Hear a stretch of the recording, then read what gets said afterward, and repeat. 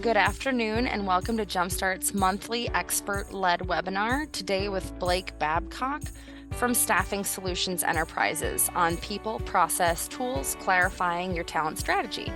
I'm Lauren Smith-Petta and I serve as Jumpstart's Director of Education. Jumpstart offers this webinar series on a different topic every month, along with a variety of other educational programs and events.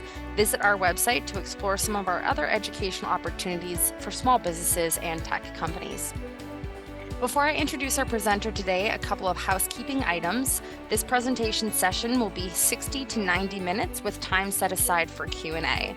In your toolbar, you should be able to see an important communication tool at your disposal today, the chat. Blake may ask you to participate in discussion throughout, so please place your comments there. You're also welcome to introduce yourself at any time in the chat. And you can also see the Q&A, which is a great place to put your questions as they occur to you. At the end of today's session and in a follow-up email, you'll receive a brief survey. We appreciate your feedback. It allows us to continue to bring in experts and entrepreneurs to teach valuable lessons. All right, without further ado, allow me to introduce our presenting subject matter expert today from Staffing Solutions Enterprises. Blake Babcock is the Vice President of Client Engagement for Staffing Solutions Enterprises based in Independence. He has 16 years of experience in the staffing and recruiting industry, and he brings with him today his passion for public speaking, problem solving, and golf. He is not bringing with him today his 10-year-old triplets. I'm delighted to have Blake with us today to help all the tech companies on this call clarify your talent strategy. Blake, welcome.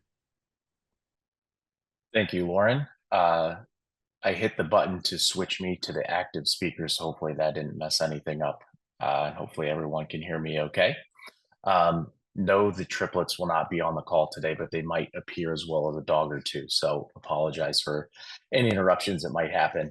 Like Lauren said, definitely want this to be an engaging conversational type presentation. So if you have questions, feel free to raise your hand or throw it in the chat, and we'll be keeping an eye on that as we move throughout. So obviously talent acquisition is a key component to everyone's organization and oftentimes, unfortunately, a key issue as well. So would love your live feedback on anything specifically that you're struggling with as we proceed throughout this presentation. Freddie, if you could hit the next slide for me. Perfect. Go to the next one as well. So one of the first things that I like to talk about is accountability. And one of the things that I am not too familiar with all of our guests here today, so if you could throw it in the chat, that'll definitely help, is how many employees you have. We work with organizations from 5 employees up to 10,000. And the strategy there is certainly very different in terms of capacity and how many hats an individual is wearing. I'm guessing most of your organizations, you're wearing multiple hats, and one of those might be the recruiting function. So it's really important to understand, no matter how many employees that you have, who has their hand in the talent acquisition process and what specifically they're accountable for. So there are those that are doing, directly outreach to candidates in the market, those that are posting jobs, and then certainly marketing. Marketing's a huge aspect of recruiting and attracting talent to your organization. And one of the things that we'll dive into a little bit later in the presentation, but having candidates in the market be able to find your company and be able to see what it is, what does it look like to work for your organization. One of the things that we're very keen on is KPIs. It's essential to you that you know where you fall with all of these. A lot of people ask, what are industry best practices, or what are the key metrics, and what does success look like? I don't like when people compare themselves to industry standards. My thing is, start to track these KPIs, find out where you are today, and then set goals for incremental growth. What I don't want to happen is someone to look at an industry best practice and see, oh, time to fill is X date. You look at yours and you're so far away that you just throw your hands up and abandon it altogether. So starting to identify some of these KPIs for yourself as a starting point is a great place to get things kicked off. One of those being cost per hire. So what are the external costs that you have plus your internal costs divided by the total number of hires in a time period? So what are those external costs? What could those be? It could be paying an external recruiting firm, your Indeed posting and the package that you have on those sites. If you're going to job fairs and paying to have access to talent there. So any cost that you're spending externally, um, plus your internal costs. So the people that are accountable for recruiting, the time that they're spending. Obviously, in a situation with a smaller organization, they might be wearing multiple hats. So that number could be a little bit tricky to get to if they're not spending all of their time dedicated to recruiting. But find a baseline for yourself, identify those, and come up with a metric for yourself. And again, it's about improving that on a month over month basis and looking back and seeing that incremental improvement. One of the other things is certainly time to fill. If you have an open seat at your organization, every day that goes by that someone is not sitting in that seat doing that work is costing the business money. And so having a shorter time to fill is essential in growing your business because certainly there's work that needs done. The other part that you probably experience too is if there's not someone sitting in that seat, there's probably other people within the organization that are doing that work. And just from a culture perspective, can put strain on them. The more roles and job duties that they're taking on, the more stress that provides in their day. So time to fill, total days elapsed to fill the requisition, divided by the number of people that you've hired. Turnover rate, obviously a lot of people track this. There is good turnover and there's bad turnover. Oftentimes I find where people like to brag about a super low turnover rate. And I'm always stressing there is good and bad turnover. If people don't fit your organization and could be causing toxicity related to clients or maybe even internally pertaining to the culture, it's important that those that don't fit the culture of your organization or maybe don't have the necessary skill set that you thought that they had when you hired them, it's okay to move on from them. So turnover is going to happen. It is certainly not the end of the world. Any specific questions related to accountability and KPIs as I try and check the chat myself? We have an AI assistant. How about that? Welcome to 2024. Perfect. All right, we'll go to the next slide, Freddie. So processes is really important. Obviously, you've probably identified processes for the main functions of your business, potentially sales, depending on what you're doing, the service delivery of either the product or service that you're providing to the community. But having a talent acquisition process is really important because we don't want the acquisition of new talent to our organizations to be an afterthought. Oftentimes what I encounter is, okay, we need to hire a new salesperson. How are we going to go about doing that? Well, we'll just kind of ask around to our friends and family. Maybe I'll post it on LinkedIn. We'll throw it on our website. But having a very specific process for how do we know when we're have the ability to hire someone in a given seat? What does that process look like to give that role approved? And then how are we going to market this position? Who is accountable for doing that? Once we identify talent, what does that interview process look like? Because we want to be buttoned up when we're talking to candidates too, just to set their expectations on this is the first interview, this is what we're going to be covering, the second interview looks like this, so on and so forth. And having that documented and trained to everyone in the organization, because there'll be individuals that are not directly related to recruiting, so to speak, but it could be a hiring manager and they're going to play a role, obviously, in the interview process. And we just want to make sure that this is efficient and seamless. And we're going to talk about a few other things, strategy related, to make sure that everyone is on the same page a little bit later in the presentation as well. But having that documented is essential, again, for efficiency, and that will also help those KPIs that we had talked about in the slide before, ensuring that we're moving in the same direction and everyone is on the same page. Jump to the next slide. So when we talk about the recruitment strategy, one of the things that is hyper important for us as a recruiting firm, and I always encourage companies to do this as well internally, is to have an intake meeting. So what does that intake meeting look like? That is between the person that's accountable for doing the recruiting and the hiring manager. Obviously, smaller organizations, if there's multiple people in that, if it's a company of 3, 4, 5 people, by all means, have everyone as a part of that conversation. But we want to understand, okay, what is this job description?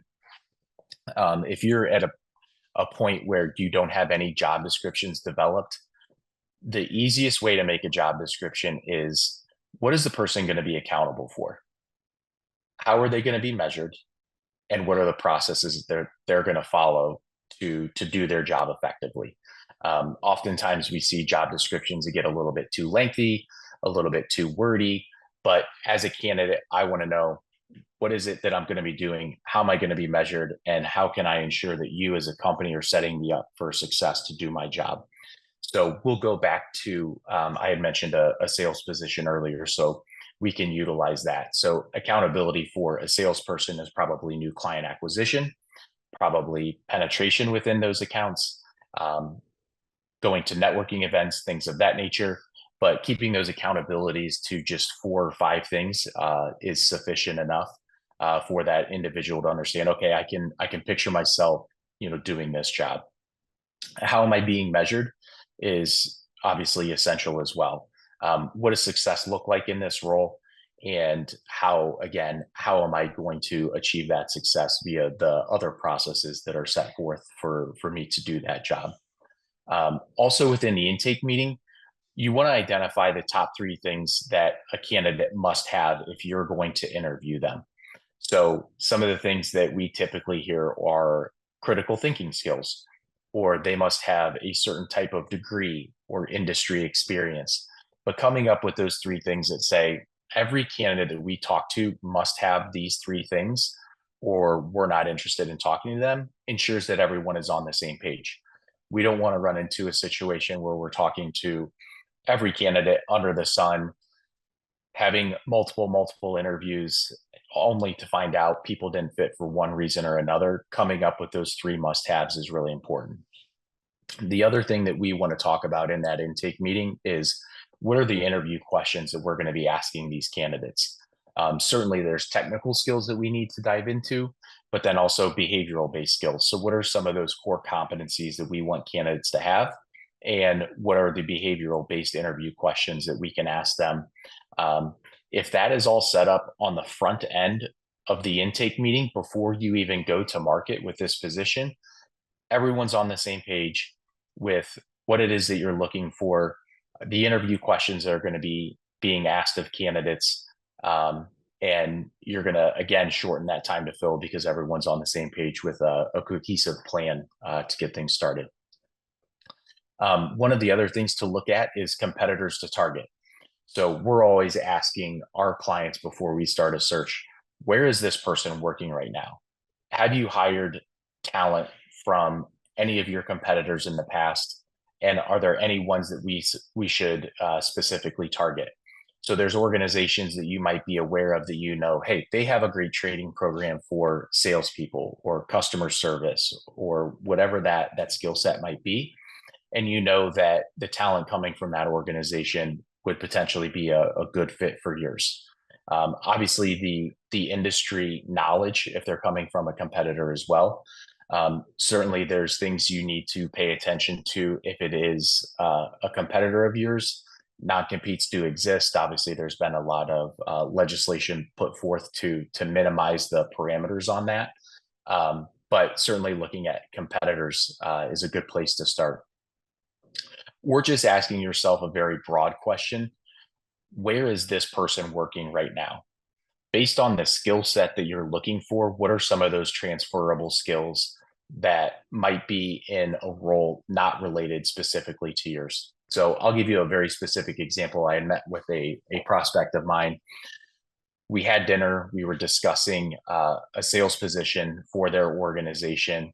We were at dinner at a very nice steakhouse. The server came over. Apparently, this client of mine eats dinner there frequently. He knew his drink order. He made the recommendation of the appetizer based on previous meals that he had had. And it was just an incredible experience. He knew the clientele that he had. He made recommendations. When the client that I was meeting with said, I think, I'm thinking about having this tonight. He's like, I don't think you're going to like that. I recommend this. When he went away, I said, you need to hire him. Like, talent is all around us. And typically in retail locations, from my perspective, is a great place to identify talent. Someone that was providing excellent customer service, someone that was very aware of his clientele. Like, this is someone that you should attract to your organization because he is currently showing how seriously he takes his role as a server at this restaurant, and might be a great fit for your organization. So I'm always encouraging people, no matter where you are, you're always recruiting. It could be at a networking event. Again, it could be at a store, a restaurant. If you're getting good customer service and good engagement, good dialogue with people, be thinking about, hey, is this someone that we could utilize within our organization? Because top talent lives in a lot of different places that we might not necessarily be looking. Having a top talent referral network internally. So this is getting your entire staff on board with the new openings that you have and sharing with them, here's the latest open position. Here are the 3 must-haves. Who do you know in your network that we should talk to? Obviously, we want to utilize all of the resources at our disposal, and internal employees are a great place to start with that. There's a lot of organizations, accounting firms and law firms do this very well, having referral programs. So coming up with a dollar amount for referrals for internal employees if they attract a new employee. What is that dollar amount? Again, that is based on your budget and financial situation. Certainly you want to make it incentivizing to them. I've seen anywhere from $200 up to $2,000. So again, that's going to be dependent upon your budget and your organization and what you're comfortable with. But that can shorten the time to fill as well, which again is a really important metric that we're looking at. Just referrals and networking partners. So obviously everyone on this call today has a network of people that they know. Sharing those openings with them to ask who they might know. Timing is everything when it comes to referrals, be it for business or for talent. They could have just had a friend of theirs that had just gotten laid off, or that had just expressed that they're not happy in their current position. So the more that we can share with our network, the openings that we have is certainly a very effective strategy. Again, leaning back to that intake meeting so that when we're sharing that, we're very concise in what it is that we're looking for, versus just saying, hey, we're looking for a salesperson. That's very broad. We're looking for a salesperson with 3 to 5 years of B2B sales experience. We don't care what industry they've come from, but we're looking for someone that's great communicator, fun to be around because that's our culture. They're going to be engaging with clients. So having some of the bullet points to get people to think about who it is that they know that might be a fit is helpful. The more specific we can be versus just, hey, who do you know that's in sales? Well, we all know probably 200 people that are in a sales role. Sourcing and search strings to use. From our perspective, the easiest way to identify, people ask all the time, it's probably really hard to find people. My answer is always no, it is not hard to find people. It's hard to find the right people, and those that fit these specific roles based on the skill set, years of experience, things like that. But the analogy that I give is, if we're looking for a specific type of talent, if we're just posting that job on our website or on an Indeed, we're relying on the perfect person to find that posting versus us having an effective strategy and going out on Indeed, LinkedIn Recruiter, or even just general LinkedIn and saying, this is the type of talent that we're looking for, using a Boolean search string to identify that talent and proactively reaching out to them and saying, hey, we have a great opportunity that we want to talk to you about. Certainly that messaging needs to be a little bit more creative than that. You're going to want to articulate why it's a great opportunity and stand out. But with unemployment being as low as it is, so fewer and fewer people are applying to jobs online because they have firms like ours, internal recruiting departments, and just companies in general reaching out to them. So they don't have to go to the market as much in the past to say, I'm looking for a job on Indeed, whereas they're having people contact them for opportunities. The applicable job boards. So depending on your industry and what that looks like, is it Indeed where you want to post that? Is it ZipRecruiter? Certainly your company website. I'm sure Jumpstart has resources available as well. The more places that you can get your job posted. I know universities sometimes have job boards that they'll send out the open jobs to their alumni group or things of that nature, but taking a really broad look at where all can we post this job. The other thing that I want to say too, related to job posting, is having a really good marketing strategy behind that and a clear and concise job description, so that not only it's appealing, but it's a marketing opportunity for your organization. So you might not necessarily get the ideal candidate from some of these job boards, but it's marketing for your organization to showcase who you are, what you do, that you're hiring, which is all good PR. Social media, recruitment, marketing, having a website that is aesthetically pleasing to candidates in the market so that they can really get a clear picture of what does it look like to work there.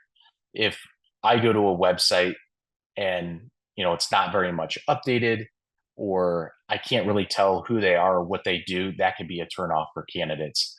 Certainly utilizing your company's LinkedIn page to showcase who you are, what you do, having your staff have LinkedIn profiles so that the individuals can see, okay, this is some of the people that are working in this organization. I can see myself working there.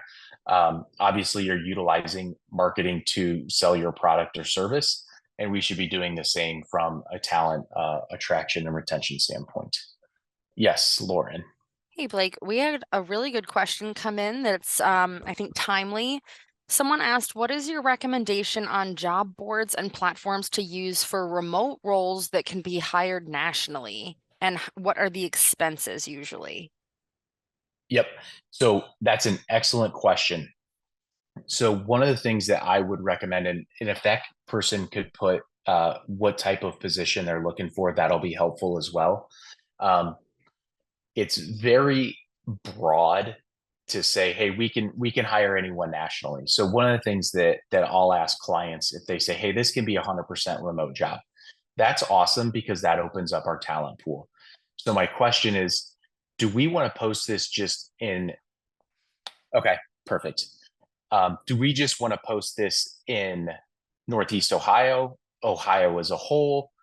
Because if we go nationally and you get someone in San Francisco and they want to work for your company, their salary might be out of the range in which you want to pay because they're living in San Francisco, cost of living, their expectation might be out of line for what you're looking for. So if you're based here in Cleveland, we want to post that job in Cleveland. Maybe we want to post it in Pittsburgh. Maybe we want to post it in Indianapolis, Detroit, Columbus, certainly as well. So you kind of want to target different geographic regions where that the salary of the employee that you would be hiring might be more in line. So the kind of the follow-up question to that was, how much do the expenses usually look like? This is the tricky part because Indeed and LinkedIn Recruiter are constantly changing the parameters to how much it costs to sponsor a post. So I'll give you a very specific example. This is probably 3 to 6 months ago. LinkedIn Recruiter had changed the way in which they were allocating job postings. So previously, we were paying X amount of dollars a month, and we could have, I believe it was 10 or 12 job postings. LinkedIn then changed it to say, okay, you're paying us X amount of dollars a month. And I'm trying to remember what specifically that number was. I want to say probably somewhere around $2,000 that we were spending a month. And they said, you can have unlimited job postings, but you're allocating your $2,000 bucket for each job. So the first time that we did this, we went in and LinkedIn said, okay, we think you'll be able to get 1,000 candidates if you spend $2,000 on this job. We're like, well, that's our total monthly budget for that. So we don't want to do that. Let's lower it to 1,000. So we lowered it to 1,000 and it said, you can expect to see 1,000 candidates, the same number at 2,000. And we continue to lower it and it continued to say the same number of candidates we'd see. So it's one of those things that you have to play around with. Unfortunately, it's a little bit of trial and error. But going back to what is it costing to hire people, I think coming up with a budget that makes sense for you, how much money are we willing to spend to attract these candidates? And if we have $2,000 into one person, are we okay with that? Or is it $500? Hopefully that's somewhat helpful. Like I said, it's the game that Indeed and LinkedIn play has become more and more tricky as far as that goes. The other recommendation that I would make for the person that asked the question is, if you yourself are on LinkedIn, you can go, if people are familiar with searching on LinkedIn, this is very helpful. I'm going to do this on a screen you can't see so I can tell you specifically. But if you go into the search and just hit enter, a ton of different parameters are going to come up. And so we're going to want to click on people because we're looking for people. You can then sort by location. So we could put in Pittsburgh. We could put in all filters, and then we can scroll down and search by job title. So we could just put tech sales. I'll move my screen here a little bit.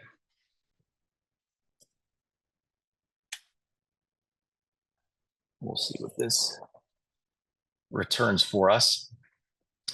So this is now going to give me a list of 8,000 candidates that are within the criteria that I had just set forth for it. So from a free perspective, outside of your time, you could search on your own in specific markets to proactively reach out to people as well. Hopefully that was helpful. If there's any follow-up questions or clarifying questions based on that, happy to answer those as well.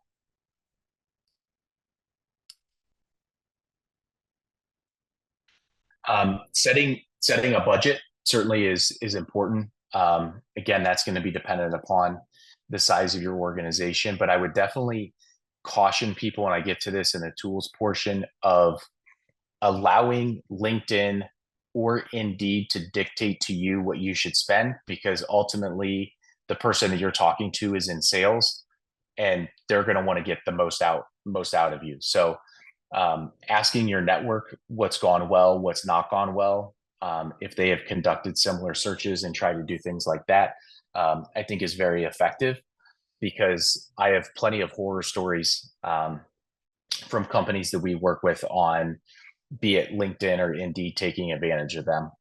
Most recently, I had a client of mine that had signed up for the Indeed branding package, which is essentially just putting their logo on their postings and on Indeed.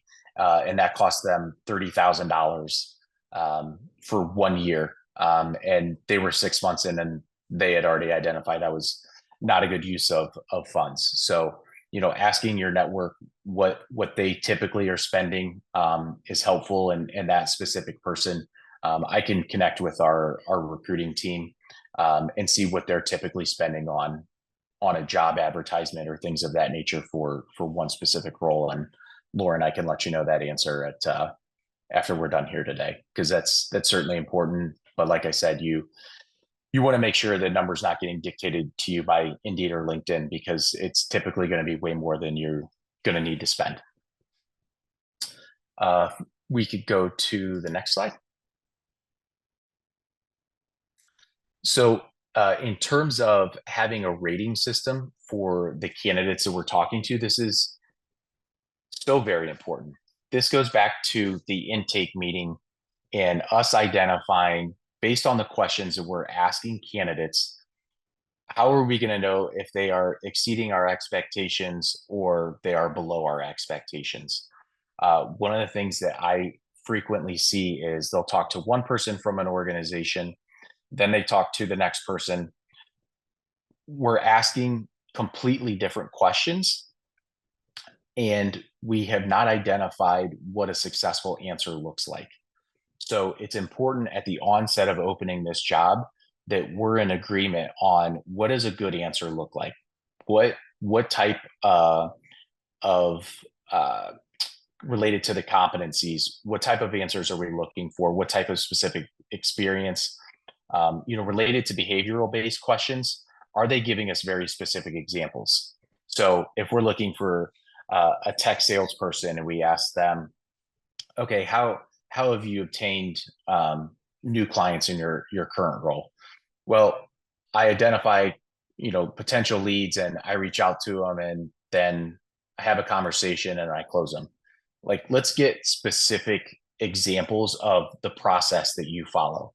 So how are you identifying the ideal company that you want to prospect? What tools are you currently using to do that? Are you doing that, or is someone else doing that? And that's another important thing that I think we need to delve into with candidates is, are you just sharing things in generalities and it's someone else doing that work? What have you specifically done? What specific role did you play in that process? And understanding, how they're troubleshooting issues with clients. So tell me about a time you had sold a service, it had been delivered, and the client wasn't happy. What did you do? So we want to ask detailed questions that are behavioral based, where they can give us specific examples, and understanding amongst ourselves that, hey, here's what we're looking for in terms of a good answer, because we don't want to come back to having a meeting about the candidate that we had interviewed and no specific questions were asked, and we've not documented those answers, and we're just kind of going off gut feel. One of the things I see a lot with hiring managers is they'll sit down with a candidate and they'll say, tell me a little bit about yourself. And they're like, okay, I grew up in Westlake. And the interviewer says, oh, my brother lives in Westlake now. And they start to have a personal conversation, which is good. But we get to the end of 45, 60 minutes and we've not asked that candidate anything specific related to their technical skills or those behavioral based questions that we want to ask them. It was more of a almost kind of a speed dating situation. And we come back to the table and say, I really liked Blake. He was fantastic. He was engaging, but we really have no real data on whether he can do this job or not, because he was not asked anything specific. So we want to make sure that we're all on the same page with the technical skills and the behavioral based interview questions that we're asking, and what does success look like. Any questions related to the rating system? And that's going to be based on the specific role and an agreement amongst yourselves, again, on what is exceeding the requirements, just meeting the requirements, or, hey, this person's not a fit at all. That's going to be specific to your organization, and obviously the role, dependent on the skill set that you're looking for. All right, we'll jump to the next slide. So this is where we want to be always evaluating our current tools that we're using. So going back typically people are using Indeed, ZipRecruiter, LinkedIn Recruiter. Um, I was at the American Staffing Association conference last year, and there was a very giant, expensive booth for Monster. I did not even know that company still existed. Um, but when we're evaluating our tools, we're going back to KPIs, and we want to know how many people did we hire from this specific tool. So one of the first questions I'm always asking clients is, okay, what tools are you using? We're using Indeed. What are you spending on Indeed every year, and what does that package look like? What is your access to Indeed? Are you just posting jobs? Do you have the ability to source with Indeed? And then taking a look at, do you know how many people that you've hired from Indeed? Do not ask Indeed how many people that you have hired from them, because they'll tell you everyone. One of the things that they'll do is, if you send them, hey, here's all the people that we've hired, chances are their resume is on Indeed, and they'll say, yes, we're taking credit for all of these people. So once you obtain a candidate at the onset of the recruiting process, documenting where that candidate came from. Was it an internal referral, external referral, job fair? Were they through your website? Was it from Indeed or what have you? We want to have that source code for those candidates so that we can evaluate all these tools to ensure that the money we're spending is being well spent and effective for us. So I know, based on smaller organizations, that you might not have an applicant tracking system that'll do that for you. A lot of our clients on the smaller side are managing this via Excel spreadsheets. So just having a column there for candidate name, candidate source, and you'll put there where that candidate came from, so you can evaluate, monthly, quarterly, yearly, where all the candidates came from. The other important part about tracking the candidate source is so that you know where your top talent is coming from. When I gave this presentation to a group in Akron, one of the attendees had raised their hand, and it is a credit union. And they were spending a significant amount of money on Indeed, posting their jobs, promoting their jobs. And a year ago, they had started tracking candidate source. And what they had found out is the overwhelming majority of the candidates that they had hired are customers that were coming into their credit union. So they had put together a plan to increase the marketing in each location to showcase that they're hiring. And, here's the process for applying with us. But a great job by them of taking a look at where are these candidates coming from, because then they were able to significantly reduce the amount of money that they were spending on Indeed. Because if you're not paying attention to it, you're not really going to know what it is that is being effective for you. So having that candidate source on your Excel spreadsheet, if that's what you're using or going to start to use after this presentation, is going to be effective for you, because we certainly want to know where it is that the candidates are coming from. And if we're paying for things, do we have an ROI on that? One of the other things related to Indeed and any tool in general is just understanding how that tool specifically works. So that could be a question to your Indeed rep, as an example, or people that you know in your network that are effectively using these tools. A friend of mine that works for a fairly large organization that I had shared this presentation with, and she had shared an absolute horror story where they had posted a job on Indeed. That job was tied to the corporate credit card. They had posted the job, interviewed candidates, successfully made a hire, and they did not have any other parameters set up on that job posting. So it was never closed. And a year later, they had looked at, were going through budget items, and then looked and realized that they had spent $80,000 on that job for between the time that it was posted to maintaining being open, and sponsorships, and getting charged for every time someone had applied directly to that job. It just went unnoticed and cost the organization a significant amount of money, to the tune of $80,000, which I had asked if she could find that receipt because I would like to put it in the presentation because that sounds like a made up story, but I trust her and it is not. Um, Exploring all the appropriate options. Again, I kind of alluded to this, but where are we hiring people from right now? And how do we continue to go back to that well to hire great talent? And identifying where the top talent lives.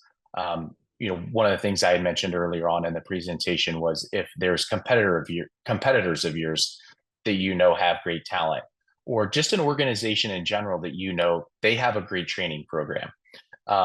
The first organization that I worked for out of college, the recruiting company that I was with, has an incredible training program.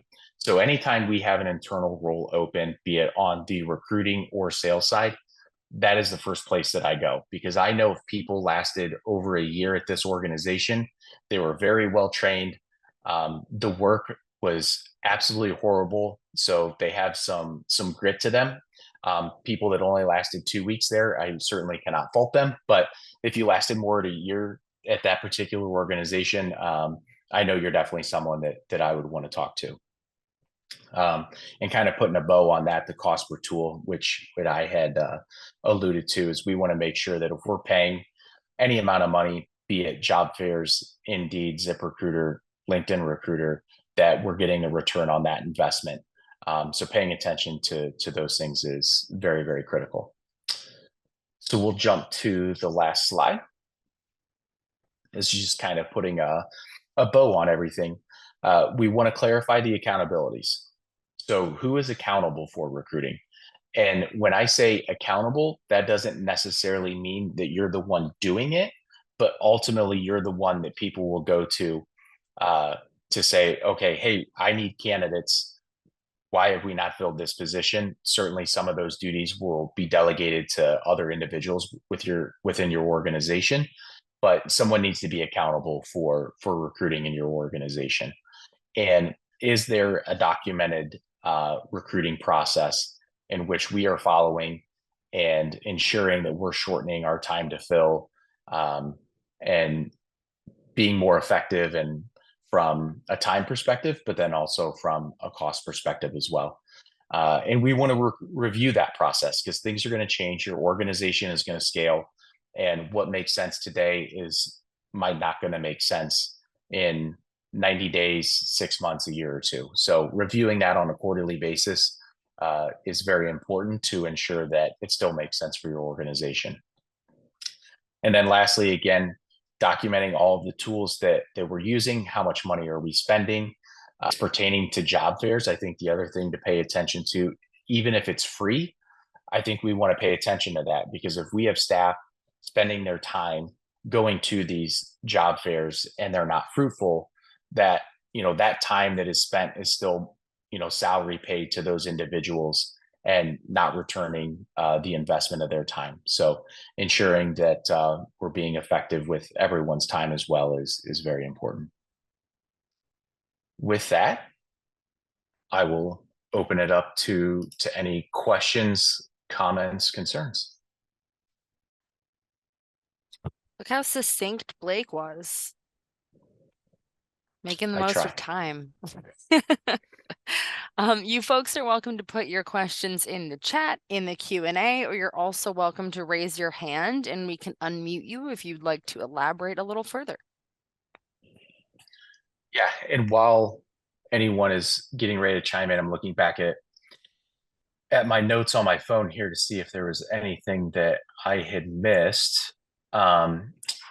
One of the things related to the intake meeting that I want to highlight is we ask every single client this before we start a search. Why is this a great opportunity? And there needs to be a very succinct message as to why. Saying things like, well, we have a great culture. Awesome. Quantify that for me. Is there going to be training where they're going to be developed personally and professionally? Are they going to have the opportunity to travel and see cool places?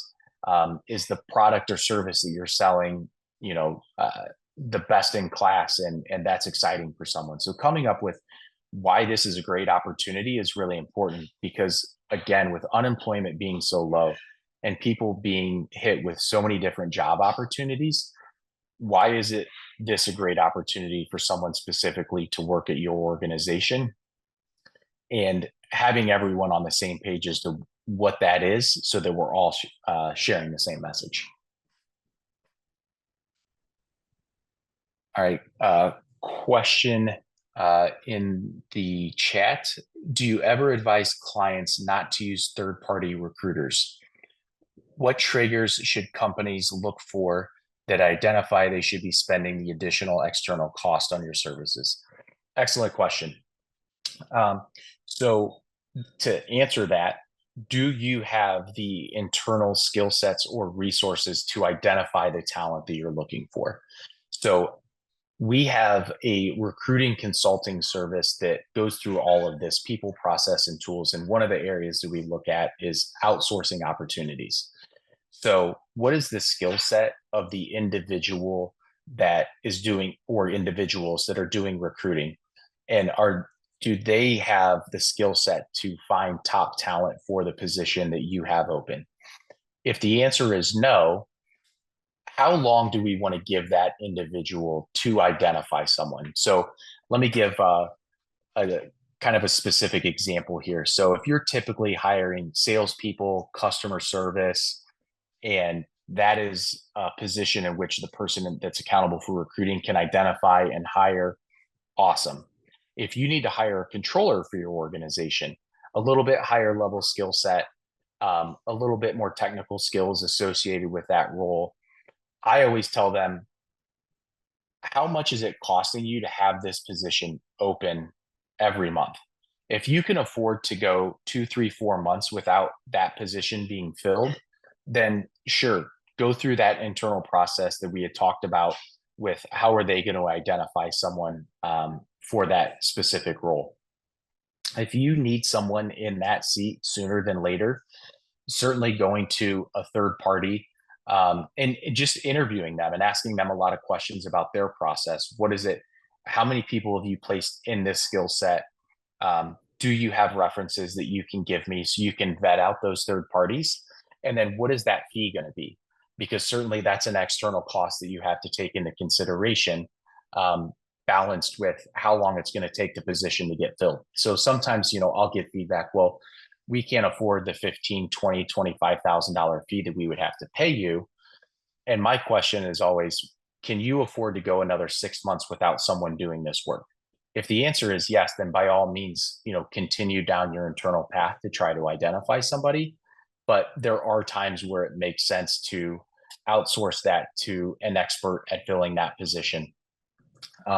The other thing to think about too that I always share with clients is, we have over $200,000 a year invested in the tools that we're using. Um, Typically, if we'll use the controller example, we're consistently working on roles like that.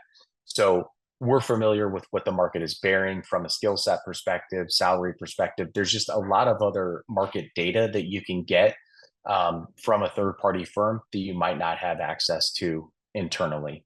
But certainly the cost and time to fill is something that you would want to consider related to should we outsource this position or not.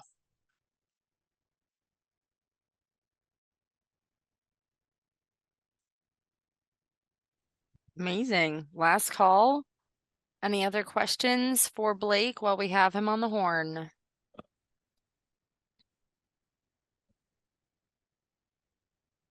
They're letting you off easy, Blake. They are. When it's live, I can see people and I call on them. That's right. That's right. Well, thank you so much. It's been wonderful having you. We appreciate everyone who popped in for the lunch hour. Oh, we have one more question. Blake, they're asking, how do you help them monetize the amount the position is costing them? For example, like a recruiter, some companies could be struggling to place a dollar amount.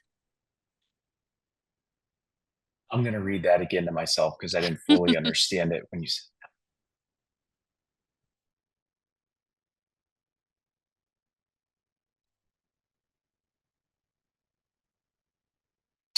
I'm not 100% sure what they're asking. Lauren, do you have an idea or if they can further clarify? I think it's the idea of It costs the company, Oh, oops. ah, yes. Okay, great. Yes, great question. Now I'm in full understanding. Um, so that's probably the hardest part to identify. It's easier with sales, as an example. So we had a client that had an inside sales position that was open for 7 months. So it was easy to say from a sales perspective, well, an inside salesperson on average, because they had 4 or 5 others, how much revenue are they producing in a month? So we could put a hard dollar amount to that. Certainly, you are correct in regard to the position of a controller, not a revenue generating position, mostly a cost savings position. What is that costing the organization? So some of the things that I would look at there is, are you late getting invoices out? Are you late paying your invoices? What other work is being done by this individual that's either not being done or work that's being done by other people in the organization to cover, and what stress is that putting on those individuals to cover that? So that one's certainly more tricky and a non-revenue generating role, such as a controller. Are there any strategic initiatives that this controller would be doing that needs done by an expert? And if that project is getting delayed because that work's not being done, that could cause a strain as well. The other thing that I think you could look at too is, there's tons of different resources out there that you could look to augment that work. So is there a consultant that you could bring in to get the nuts and bolts of the work done? So let's say, based on the size of your organization, if the controller is the only person in the accounting department, and we just need to make sure that invoices are being paid and invoices are getting set out, looking at a lower level skill set, is there a consulting firm that could help with that? Certainly recruiting firms would be able to supply a temporary accounts payable person. So you could look externally as well for some of the lower end job duties, just to make sure that things are getting done until the higher level person's identified. But yeah, that's a great question, and something that you would just have to look at internally in terms of what projects are not getting completed, and what strain is being put on other people within the organization to get that job done while the controller is not sitting in that seat full time. Great, Did that thank answer you. your question? Perfect. Thank you, Anonymous, for the question. Last call. Any other questions for Blake? No. Going once, going twice. Okay. In that case, thank you again, Blake, so much for your time. All of our attendees for popping in. I have a quick obligatory announcement about some upcoming webinars. We always have webinars coming up the third Wednesday of each month, including common legal missteps of tech startups on July 24th and our quarterly State of AI update on August 7th. You can review our webinars and other events at jumpstartinc.org/events. Again, at the end of today's session and in a follow-up email, you'll receive a brief survey. We appreciate your feedback, as it allows us to continue to bring in experts like Blake and entrepreneurs to teach valuable lessons. Thank you all again for coming in for your lunch hour. Thank you again, Blake, and I hope everyone has a wonderful afternoon.